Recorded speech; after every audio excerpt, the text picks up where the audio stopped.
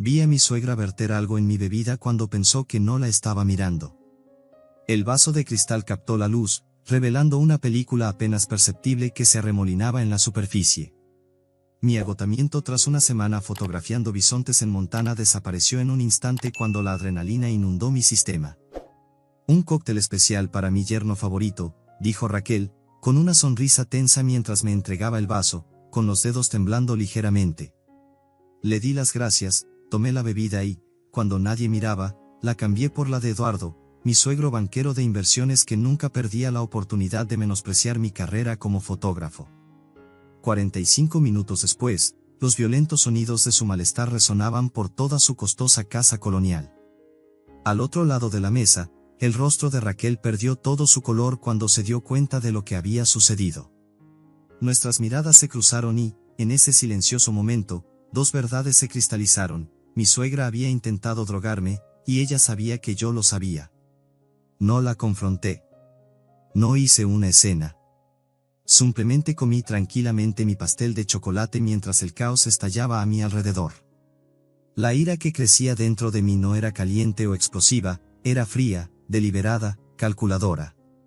Durante 6 años había soportado sus sutiles puñaladas y condescendencia. No más. Mi nombre es Antonio García. Tengo 32 años, soy un fotógrafo independiente en Asheville que construyó su negocio desde cero. Bodas, vida silvestre, reportajes para revistas, trabajo que paga bien si eres bueno en ello. Y lo soy. La tarjeta de memoria en mi cámara contenía imágenes para National Geographic que cubrirían nuestra hipoteca durante 3 meses. Pero para mis suegros, lo que hago nunca alcanzó sus estándares de éxito, que medían en metros cuadrados y opciones de acciones. ¿Cómo va ese pequeño pasatiempo de la fotografía?, preguntaba Eduardo en las cenas familiares, sin siquiera intentar ocultar su desdén.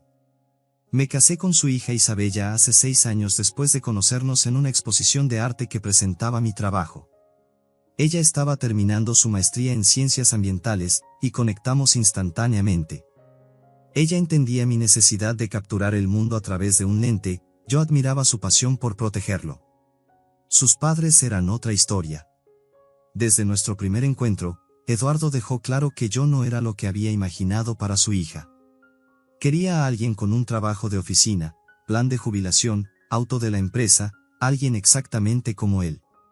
Raquel era más sutil pero no menos desaprobadora. Elogiaba mis fotos mientras preguntaba cuándo planeaba establecerme en algo estable. Me invitaba a reuniones familiares y luego me presentaba como el fotógrafo, en lugar de su yerno.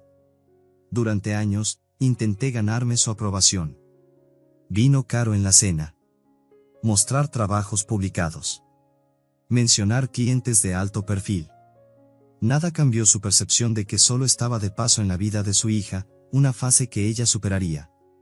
La Navidad pasada, escuché a Raquel por teléfono: Isabella podría haberse casado con Marco, ¿sabes?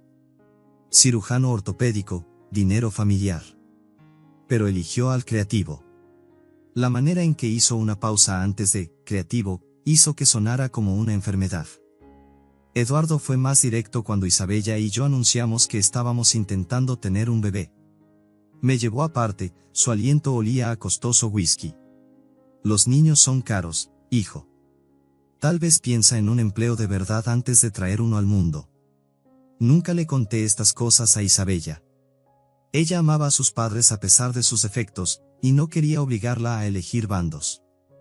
Así que sonreía, estrechaba la mano de Eduardo firmemente en cada visita, elogiaba la cocina de Raquel y guardaba mis pensamientos para mí mismo.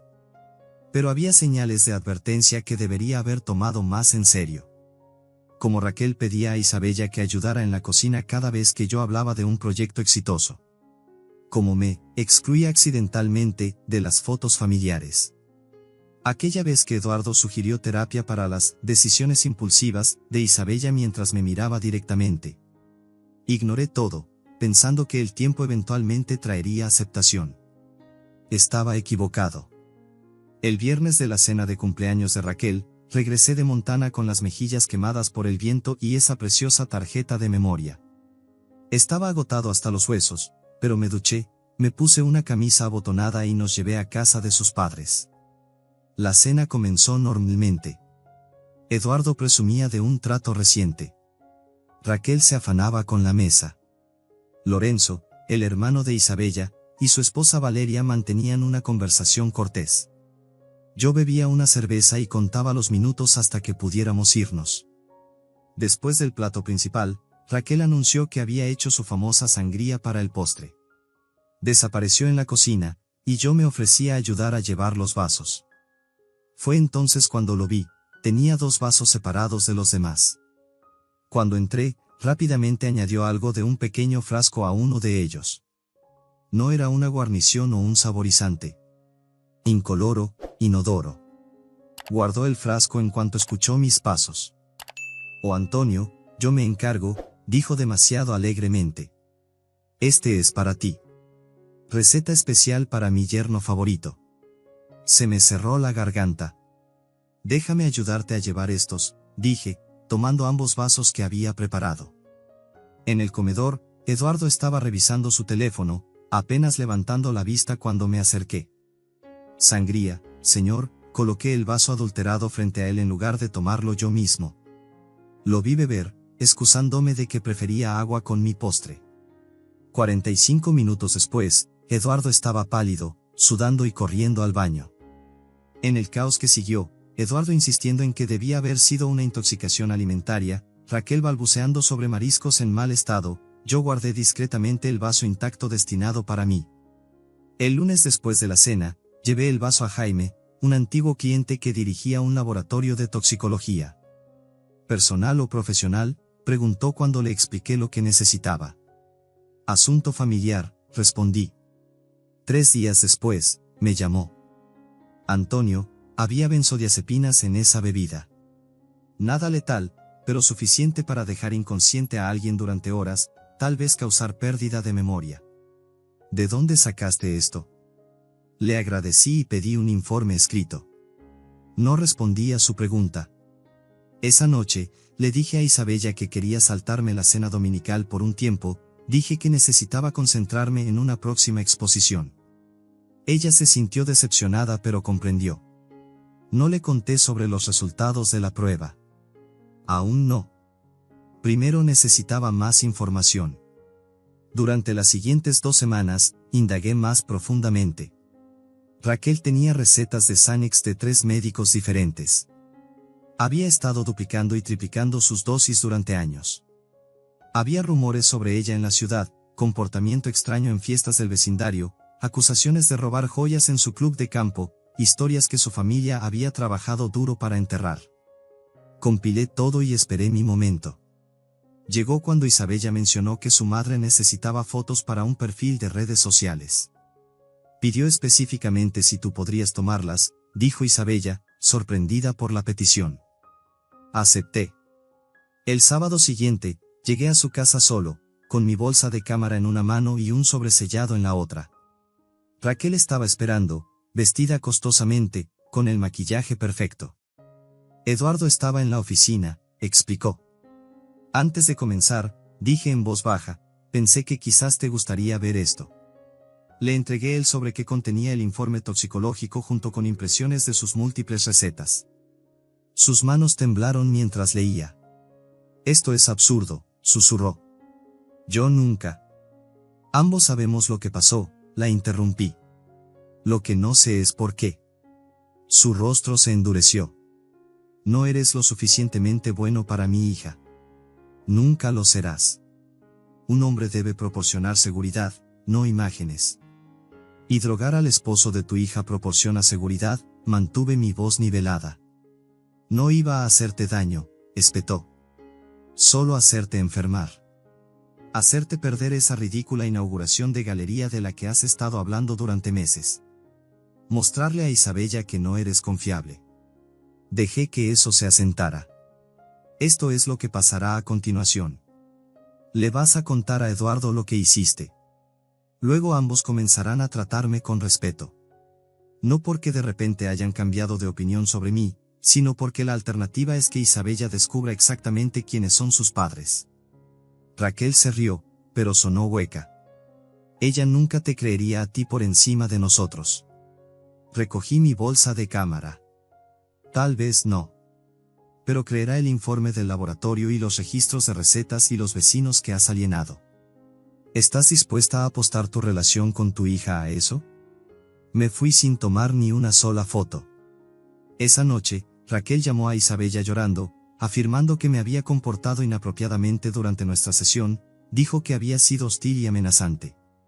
Cuando Isabella me confrontó, ya no pude ocultar la verdad. Le mostré todo, el informe del laboratorio, las recetas, incluso mensajes de texto de su madre que se habían vuelto cada vez más hostiles a lo largo de los años. Mi madre no haría esto, seguía diciendo, pero su voz carecía de convicción. Al día siguiente, confrontó a sus padres. No estuve allí, pero cuando regresó a casa, tenía los ojos rojos de tanto llorar. Mi padre dice que todo es un malentendido, dijo en voz baja. Que estás tratando de crear una brecha entre nosotros porque te sientes inseguro acerca de tu carrera. Solo asentí. Esperaba esto. ¿Qué piensas tú?, le pregunté. No respondió, simplemente se metió en la cama y se alejó de mí. Había contraatacado, pero de alguna manera había caído más profundamente en su trampa. Ahora yo era el villano en su historia, y habían logrado sembrar dudas en la única persona cuya opinión más me importaba. Durante 2 semanas, Isabella apenas me hablaba. Iba a casa de sus padres sola, regresaba con los ojos rojos y nuevas dudas. Me sumergí en el trabajo, pasando largas horas en mi estudio, esperando que la tormenta pasara. Entonces llegó un paquete para mí.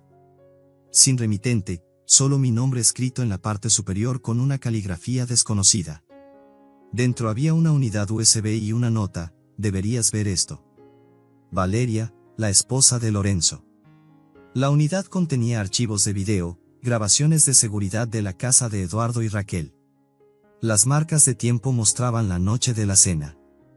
Ahí estaba Raquel en la cocina, claramente añadiendo algo a una bebida. Ahí estaba yo entrando, tomando los vasos. Ahí estaba Eduardo bebiendo del vaso adulterado. Pero había más. Grabaciones de después de que nos fuimos, Raquel gritando a Eduardo, culpándolo por beber del vaso equivocado, Eduardo gritando en respuesta: esta no es la primera vez que haces algo así. Vi la grabación 3 veces, tratando de procesar lo que estaba viendo, no solo confirmación de las acciones de Raquel, sino evidencia de un patrón. Evidencia de que Eduardo sabía.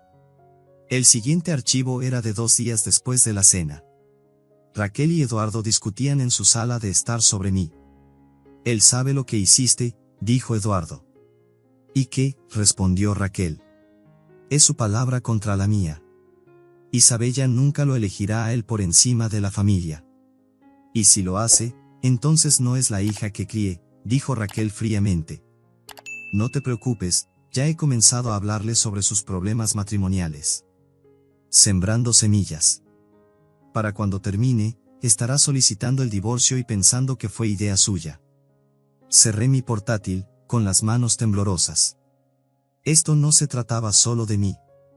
Era un esfuerzo sistemático para controlar la vida de Isabella, para aislarla de cualquiera que no encajara en su visión. Y lo habían estado haciendo durante años. Llamé a Valeria inmediatamente. ¿Por qué me enviaste esto? Porque me hicieron lo mismo cuando me casé con Lorenzo, dijo en voz baja. Intentaron separarnos durante 2 años, dijeron que yo no era lo suficientemente buena. Casi funciona. ¿Por qué no nos lo dijiste? Lorenzo no lo sabe, admitió. Él adora a su padre, cree todo lo que dice. He intentado decírselo, pero piensa que soy paranoica. Simplemente no podía ver cómo se lo hacían a alguien más. Al día siguiente, recibí un mensaje de texto de Eduardo: deberíamos hablar. De hombre a hombre. Sin esposas. Me reuní con él en su club de campo. Estaba esperando en una sala privada, bebiendo bourbon. Antonio, comenzó, las familias son complicadas. Mi esposa, puede ser difícil, protectora. Pero tiene buenas intenciones.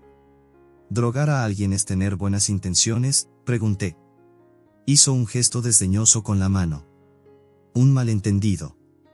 Raquel toma medicación para la ansiedad. Probablemente confundió los vasos. Tengo las grabaciones de seguridad, Eduardo. Su rostro cambió instantáneamente, endureciéndose en algo frío y calculador. ¿Qué quieres? ¿Dinero? ¿Es de eso de lo que se trata?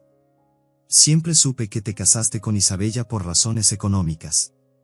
Quiero que ambos nos dejen en paz, dije simplemente. Dejen de intentar convencer a Isabella de que no soy lo suficientemente bueno. Dejen de interferir en nuestro matrimonio. Eduardo se inclinó hacia adelante. ¿Crees que esta es la primera vez que tratamos con alguien como tú? ¿Personas que quieren aprovecharse de nuestra familia? Se rió. Isabella volverá a casa donde pertenece. Siempre lo hace. Pregúntale sobre Marco. Pregúntale sobre el prometido antes de ti. Sentí frío. ¿De qué estás hablando? Isabella estaba comprometida antes de conocerte. Buen tipo, médico. No nos gustaba su origen.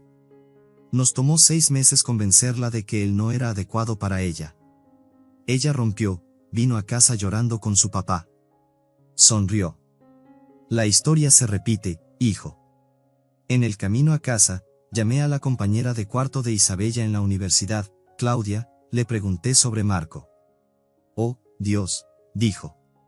Eso fue terrible. Él era perfecto para ella, pero sus padres la convencieron de que él la estaba engañando, plantaron evidencia. Él trató de decirle la verdad, pero para entonces ella ya no confiaba en él. El patrón estaba claro ahora.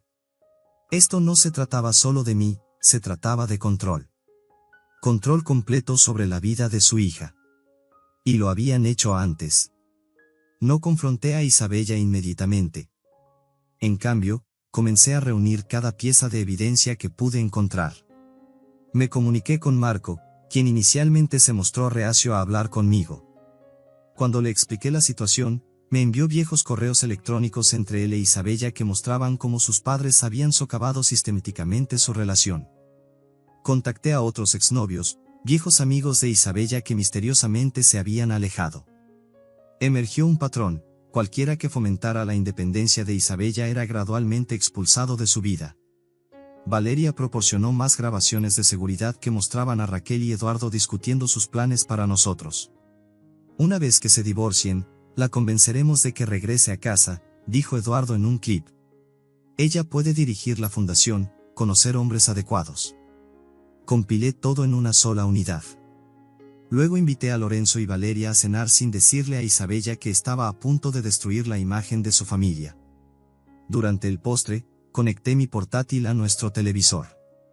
Hay algo que ambos necesitan ver, dije. Durante la siguiente hora, vimos las grabaciones juntos. Isabella permaneció inmóvil, con el rostro pálido. Lorenzo seguía sacudiendo la cabeza, murmurando, «Esos no son mis padres», en voz baja. Cuando terminó, Isabella se volvió hacia mí con lágrimas corriendo por su rostro. «¿Por qué no me lo dijiste antes?» «Porque necesitaba que lo vieras por ti misma», dije. «Todo. No solo lo que me hicieron a mí, sino lo que te han estado haciendo a ti toda tu vida». Lorenzo se puso de pie, furioso. «Esto es, has editado estos videos. Mis padres no harían esto». Valeria tocó su brazo. «Nos lo hicieron a nosotros también, Lorenzo. ¿Por qué crees que de repente comenzaron a gustarles después de que tuvimos a Diego? Porque un nieto significaba que tenían influencia». El color desapareció del rostro de Lorenzo. «Nunca me lo dijiste». «Lo intenté», susurró. «No quisiste escuchar». Más tarde esa noche, Isabella se metió en la cama a mi lado. «Necesito tiempo para procesar esto», dijo suavemente. «Pero te creo. Y lamento haber dudado de ti». A la mañana siguiente, Raquel llamó. Isabella la puso en altavoz. «Cariño, estaba pensando que deberías venir a quedarte con nosotros por un tiempo», dijo Raquel alegremente. «Tu padre y yo estamos preocupados por ti. El matrimonio es difícil, y a veces la separación puede dar claridad». «Mamá», interrumpió Isabella, «he visto los videos». Silencio. Luego, ¿qué videos? Las grabaciones de seguridad de ti drogando la bebida de Antonio. De ti y papá planeando romper mi matrimonio. Otra pausa. Isabella, lo que sea que te haya mostrado ha sido manipulado. Sabes que Antonio siempre ha estado celoso de nuestra familia. Basta. La voz de Isabella era firme. Vamos a ir esta noche. Todos nosotros, Lorenzo, Valeria, Antonio y yo. Vamos a hablar de esto como familia. No más mentiras. Después de colgar, Isabella se volvió hacia mí. Lo negarán todo. Intentarán voltear esto contra ti. Asentí. Lo sé. Entonces, ¿cuál es nuestro plan? Por primera vez en semanas, sonreí. Creo que es hora de que tus padres conozcan al verdadero yo. El que no solo toma fotos, sino que sabe cómo contar una historia. Esa noche, llegamos a casa de Eduardo y Raquel con mi equipo de fotografía. Lorenzo y Valeria ya estaban allí, sentados rígidamente en la sala de estar. Eduardo parecía confiado. Entiendo que ha habido un malentendido. No hay malentendido, interrumpí, instalando mi trípode. Estoy documentando esta conversación para los archivos familiares. Raquel objetó inmediatamente. Este es un asunto familiar privado. Exactamente, estuve de acuerdo. Asunto familiar. Y yo soy familia, aunque han intentado muy duro cambiar eso. Durante las siguientes 2 horas, lo expusimos todo, la bebida, la manipulación, Marco, los otros exnovios, el patrón que había moldeado la vida entera de Isabella y Lorenzo. Eduardo y Raquel negaron todo, por supuesto. Me llamaron inestable, manipulador. Pero con cada negación, reproduje otro clip, mostré otro correo electrónico. Sus rostros se volvieron más pálidos, sus negaciones más débiles. Finalmente, Isabella se puso de pie. Los amo a ambos. Son mis padres. Pero lo que han hecho es imperdonable. Ya no pueden controlar mi vida. Lorenzo asintió. Somos adultos. Elegimos nuestras propias parejas, nuestros propios caminos. Raquel comenzó a llorar, no por remordimiento sino por la comprensión de que estaba perdiendo el control. Eduardo solo parecía aturdido, como si no pudiera comprender que sus hijos lo estaban desafiando. Mientras nos preparábamos para irnos, le entregué a Eduardo una unidad USB. Esto contiene todo. Las grabaciones, los correos electrónicos, los testimonios. Es tuyo para conservar. ¿Qué se supone que significa eso?, preguntó con sospecha. Significa que no voy a arruinar tu reputación compartiendo esto con nadie más. Eso lastimaría a Isabella, y nunca haría eso. Hice una pausa. Pero si alguna vez intentan interferir en nuestro matrimonio nuevamente, si alguna vez intentan manipular a Isabella o hablar en mi contra, se enviarán copias a cada miembro de tu club de campo, tus socios comerciales y tu precioso círculo social. Por primera vez desde que lo conocí, Eduardo me miró con algo parecido al respeto. Te subestimé. Sí, dije simplemente. Lo hiciste. Pasaron 6 meses. Isabella y Lorenzo comenzaron terapia para superar el daño que sus padres habían causado. Raquel y Eduardo mantuvieron su distancia, enviando mensajes ocasionales pero respetando los límites que habíamos establecido. Luego, durante las vacaciones, nos invitaron a todos a cenar. Un nuevo comienzo, decía la invitación. Siguen siendo mis padres, dijo Isabella cuando dudé. Y están intentándolo. Acepté, pero no era lo suficientemente ingenuo como para creer que habían cambiado. Cuando llegamos, todo parecía normal. Raquel había preparado un festín. Eduardo era encantador, preguntando sobre mis últimos proyectos con lo que parecía ser un genuino interés. Después de la cena, Eduardo me invitó a su estudio. Tengo una proposición para ti, dijo, sirviéndome un whisky. He estado pensando en tu carrera. La fotografía es, bueno, te ha ido bien, pero, ¿has considerado diversificarte? Podría traerte a mi empresa. Camino a socio junior. El salario sería sustancial. Tomé el vaso pero no bebí. ¿Por qué harías eso? Eres familia, dijo suavemente. Y respeto cómo manejaste la desagradable situación. Protegiste a mi hija mientras te mantenías firme. Eso es lo que hace un hombre de verdad. Dejé el vaso, sin tocar. Agradezco la oferta, pero no. Su sonrisa se tensó. Antonio, sé razonable. Este es un ramo de olivo, una forma de seguir adelante. No, repetí. Es otro intento de control. No puedes comprarme, Eduardo, y no puedes soportar el hecho de que Isabella me ame exactamente como soy. No seas tonto, siseó, dejando caer la fachada. Todos tienen un precio. Me puse de pie. Ahí es donde te equivocas. Y es por eso que nunca entenderás a tu hija. Regresé al comedor donde Raquel estaba mostrando a Isabella álbumes de fotos. Mira estos, estaba diciendo. Eras tan feliz cuando vivías en casa. Isabella me miró a través de la habitación. Podía ver por mi expresión que algo había sucedido. Le di un ligero asentimiento, y ella se puso de pie. Mamá, papá, anunció claramente.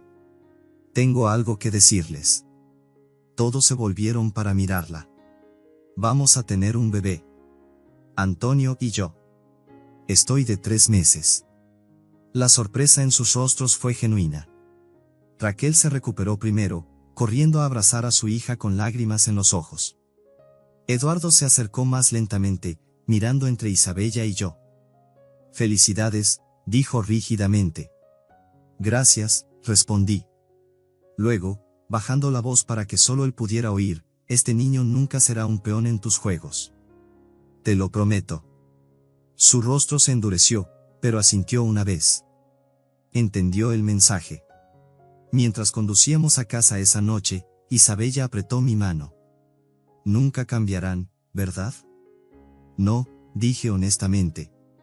Pero tendrán que aceptar que nosotros sí. 3 semanas después, llegó una carta certificada del abogado de Eduardo. Dentro estaba una escritura de una casa, nuestra casa, que habíamos estado alquilando, y documentos legales que establecían un fondo fiduciario para nuestro hijo por nacer.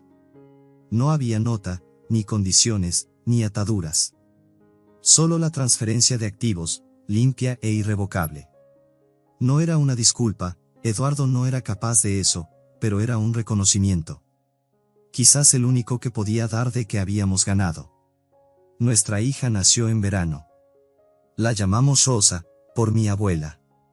Cuando Raquel y Eduardo vinieron al hospital, trajeron regalos pero mantuvieron una distancia respetuosa. Arrullaron al bebé, tomaron fotos y se fueron sin intentar darnos consejos sobre crianza o conferencias financieras. Esa primavera, abrí mi propia galería en el centro de Asheville. En la gran inauguración, Isabella estaba a mi lado, con Rosa en su cadera. Mis padres volaron desde Oregón. Amigos y clientes llenaron el espacio, admirando las imágenes que había capturado a lo largo de los años. Eduardo y Raquel también vinieron, hacia el final de la noche. No se quedaron mucho tiempo. Raquel sostuvo a Rosa brevemente bajo la atenta mirada de Isabella. Eduardo me estrechó la mano, asintió ante las fotografías con genuina aprobación y se fue sin hacer ninguna sugerencia sobre cómo debería dirigir mi negocio. Mientras cerrábamos esa noche, Isabella preguntó, ¿crees que han cambiado? Consideré la pregunta cuidadosamente. No, dije finalmente. Pero han aceptado que no pueden cambiarnos a nosotros. Y a veces, eso es suficiente. Más tarde, mientras nos sentábamos en nuestro porche viendo aparecer las estrellas sobre las montañas, Rosa dormida en su cuna arriba, me di cuenta de algo que nunca había articulado completamente antes. No había ganado jugando el juego de Eduardo y Raquel. Había ganado al negarme a jugarlo. Me había mantenido firme, había protegido lo que importaba y había construido mi vida de acuerdo con mi propia definición de éxito, no con esquemas o manipulación, sino con honestidad y tranquila perseverancia. Al final, esa fue la venganza más satisfactoria de todas, vivir bien en mis propios términos, con la familia que amaba a mi lado. Si esta historia resonó contigo, por favor dale un me gusta para que otros también puedan encontrarla. La vida a menudo coloca obstáculos en nuestro camino que prueban no solo nuestra determinación, sino nuestro propio sentido de identidad. A veces, mantenerse firme en tu verdad, incluso cuando el mundo intenta remodelarte, se convierte en la forma más profunda de valentía. También no olvides comentar y suscribirte para más historias sobre encontrar fortaleza en los momentos más desafiantes de la vida.